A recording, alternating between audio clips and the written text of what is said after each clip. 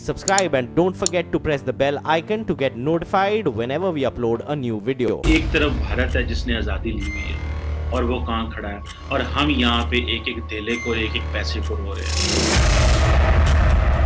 ये फेडरेशन भी कमजोर, कंट्री भी कमजोर, रुपया भी कमजोर, मॉरल भी कमजोर, नेशनलिज्म भी कमजोर। अब मुझे कोई बंदा बताए फला चीज में हम ताकत।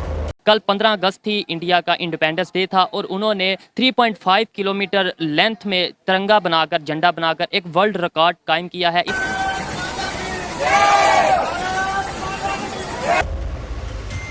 जम्मू एंड कश्मीर में 10,000 से ज़्यादा स्टूडेंट्स ने, 10,000 से ज़्यादा यूथ ने इंडिया के तिरंगे को लेकर रैली निकाली है। इतनी बड़ी रैली कैसे निकाली गई? पाकिस्तानियों ने, पाकिस्तानी हुकूमत ने उस कश्मीर के लिए क्या किया जो हमारे पास है, क्या फैसिलिटीज दी हैं? मैं कहता हूँ कुछ नहीं किया। पॉइंट इज दिस कि इसका मतलब है कि हिंदुस्तान अपनी इकोनॉमी को मॉडर्नाइज कर रहा है। पाकिस्तान ने जब कश्मीर में हिजाब पहनी लड़कियों को देखा, तिरंगे को सलामी दे रही यंग जनरेशन को देखा और तिरंगा रैली में सैकड़ों हजारों की भीड़ देखी, तो समझ गया कि कश्मीर अब मोदी के असर में है और इस्लामाबाद बेअसर हो गया है।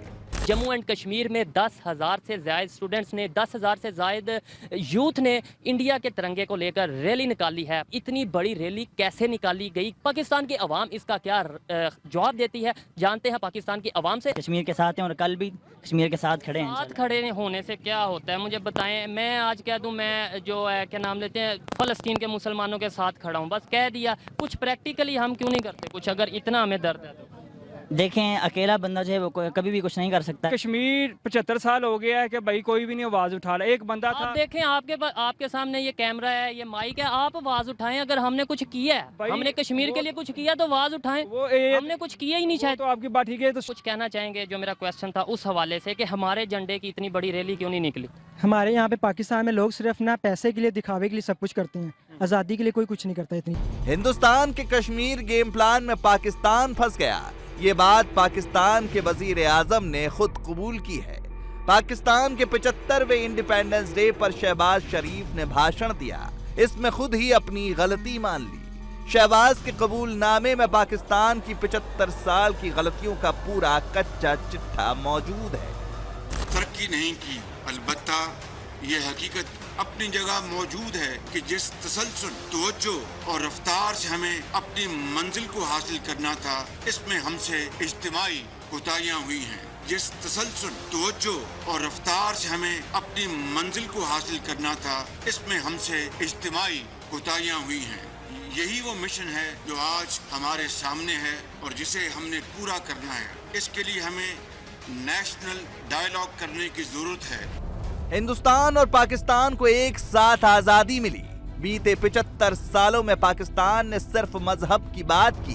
तरक्की के हर पैमाने पर पाकिस्तान फेल है। हिंदुस्तान ने तरक्की करके दुनिया में अपना मुकाम बनाया और अब पाकिस्तान को रेस में पीछे छूटने का एहसास हो रहा है। जगह पे जाकर अपनी टांग फंसा देना, अपनी मुंडी फंसा देना, ये पाकिस्तान की आदत बन चुकी है। और दूसरी बात ये कि सुनता कौन है हमें? मतलब ये से पहले भी इमरान खान साहब भी गए हैं यूनाइटेड नेशन में, कितनी बार जाके इन्होंने वहां पर ढोल पीटे हैं कश्मीर के। मतलब यूनाइटेड नेशन वाले और ओआईसी वाले भी कहेंगे कि पता नहीं हमें क्या लोगों ने ढक्कन समझ के रखा हुआ है, मतलब कुछ भी लेकर आ जाते हैं। तो इनको वहां पे जाके बात करनी चाहिए कि जी हमारे मुल्क में जो है वो इकोनॉमी का प्रॉब्लम है, आप हमारी मदद कीजिए, हमारे यहाँ कोई प्रोजेक्ट्स लगाइए ताकि हमें कुछ पैसा मिले, हमारे लोग काम करें, हमारे लोगों को नौकरियां मिले, जो कि यहाँ पे लोग जो है जॉबलेस बैठे हुए हैं। पाकिस्तान का भविष्य चौपट है, ये वहाँ की सरकार पहले से जानती है। अब तो पाकिस्तान का बच्चा भी ये बात समझ चुका है। पाकिस्तान हर मामले में खुद का कंपैरिजन हिंदुस्तान के साथ करता है, पर हिंदुस्तान की एक कंपनी टीसीएस की मार्केट वैल्यू पाकिस्तान की सभी लिस्टेड कंपनियों की मार्केट वैल्यू से 5 गुना अधिक है। फॉर्च्यून 500 यानी दुनिया की 500 बड़ी कंपनियों की लिस्ट में पाकिस्तान की एक भी कंपनी नहीं है। ये बीते 75 साल का रिपोर्ट कार्ड है और पाकिस्तानियों को अगले 100 सालों में भी कुछ नया और बेहतर होने की उम्मीद नहीं है। बांग्लादेश के हादसे से भी आपने कुछ नहीं सीखा। 1947 में आप आजाद हुए, एक तो आपकी मुझे एतराज था इस चीज पे कि आपकी डिवीजन हुई, आपकी पार्टीशन हुई, वो भी गलत हुई।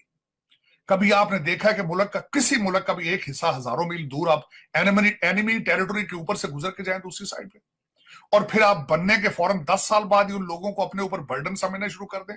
आपने 1960s में बातें करनी शुरू कर दी थी कि इन बंगालियों से जान छुड़ाई जाए, और फिर उसके बाद आपने उस हादसे से भी कुछ नहीं सीखा। आप एक ऐसी चीज आज बच्चों को दे रहे हैं। आज अफगानिस्तान भी इतना रिलीजियस माइंडेड नहीं है जिस तरह आप अब प्रीचिंग कर रहे हैं।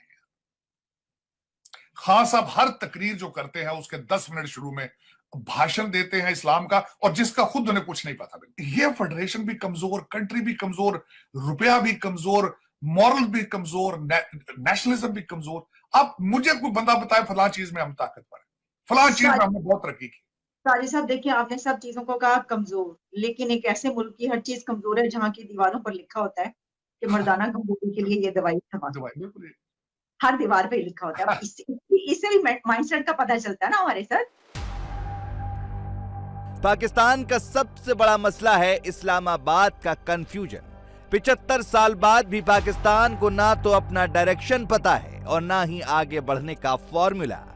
इसलिए हम आज़ाद इसलिए नहीं है कि हम ज़ात पात में, मजहब में, फ़िरक़ों में बट गए हैं। आप देखें, अगर हम इंडिया की बात करें, वो हमारे हरीफ हैं और हम समझते हैं कि भी उनकी तारीफ़ तो नहीं कर सकते, लेकिन जो ओरिजिनल बात है वो करनी चाहिए। उन्होंने इन चीज़ों को सेकंड प्रायोरिटी दी और वो आगे चले गए। हम उससे ही लेके रास्ते में अटक गए और आगे बढ़ने का नाम ही नहीं ले रहे। पूरी दुनिया में डेवलपमेंट से रिलेटेड काम हो रहे हैं, अब पाकिस्तान में हो नहीं रहे। मतलब जिस वक्त इंसान का पेट खाली होता है उस वक्त तो उसको रोटी चाहिए, ना कि आप उसको उस वक्त जो है वो कोई रिलीजन पढ़ाएंगे। सारी दुनिया के जितने नॉन मुस्लिम कंट्रीज हैं उनसे आप भीख मांगते फिरते हैं, कभी चाइना से जहाँ पे किसी भी किस्म के खुदा का कोई तस्वुर ही नहीं है, कभी आप जाते हैं आप अमेरिका से जो कि मुस्लिम कंट्री नहीं है, वहां से पैसा मांगते हैं, कभी आप किसी यूरोपियन कंट्री से कहते हैं वैक्सीन दे दो, इंडिया के आगे आप खड़े थे फ्री की वैक्सीन दे दो। जो पिछले 75 साल हैं इसमें पाकिस्तान को कैसे देखा आपकी नजर में? आज भी ये बात की जा रही है कि पाकिस्तान जो है ना, that is a sick man of south Asia. ये आपकी नजर में ये जो स्टेटमेंट है ये ठीक है? हमें जो दुनिया कैटेगराइज कर रही है 75 साल बाद, हमें ठीक कैटेगराइज कर रही है? आज जहां पाकिस्तान खड़ा है, इसको मैं सबसे बड़ा जो एक पाकिस्तान के नेबरहुड में, इसके हमारे पड़ोस में जो हादसा हुआ, सबसे ज्यादा पाकिस्तान की जड़ें उसने खोखली की अफगानिस्तान की वजह से डॉलरों की बारिश ने। हम आज तक उस बारिश का इंतजार कर रहे हैं और करते रहेंगे, क्योंकि डॉलर गिरे इतने थे पाकिस्तान में, डॉलर इतने आए थे कंटेनर्स में, तो हम उनको भूल नहीं पा रहे। Pakistan has become a sick man of south Asia, और उसमें एक जो खतरनाक एलिमेंट है, that sick man is atomic power. Pakistan ने अपनी बदहाली का ऐलान कर दिया। पाकिस्तानी समझ गए हैं कि हिंदुस्तान से उसका ना तो मुकाबला संभव है और ना ही कंपैरिजन। पाकिस्तान के लिए हिंदुस्तान एक सपनों की दुनिया है जिसकी बराबरी वो कभी नहीं कर सकते।